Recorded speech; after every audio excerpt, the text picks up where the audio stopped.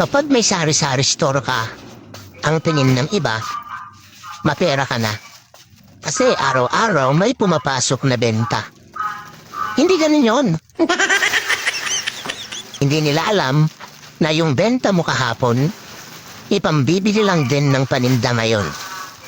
Yung benta mo ngayon, ipambabayad lang din sa deliveries mo kinabukasan. Yung benta mo bukas, ipambabayad lang din sa iba mong deliveries at walang katapusang cycle na paulit-ulit. Sa simpleng salita, ikot-ikot lang. Kuulitin ko, ikot-ikot lang. Hindi naman tumatagal yung pera sa palad namin. Sakto lang namin mahaplos at mahawakan yan. Tapos para na yan ibon na fly away, skyline pigeon fly towards the dreams you left so very far behind. Ulitin ko pa.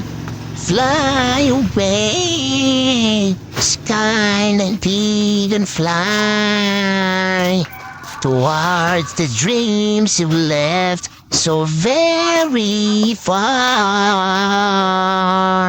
behind.